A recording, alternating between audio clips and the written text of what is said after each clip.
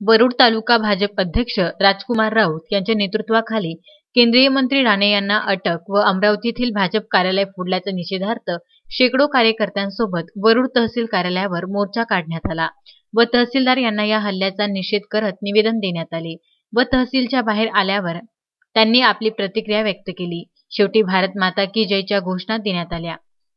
तर आवाज दाबण्याचा प्रयत्न केला जात आहे। एक केंद्रीय मंत्री, भारत देशाचे केंद्रीय मंत्री, त्यांनी फक्त एवढंच म्हटलं की वर्धापन दिन हा मुख्यमंत्र्यांनी नाव घ्यायला पाहिजे होतं, ते घेतलं नाही म्हणून त्यांना तुरुंगात टाकण्यापर्यंत त्यांची या सरकारची हिंमत झाली आणि म्हणून या नारायण राणेला अटक करण्याचा प्रयत्न या सरकारने केला।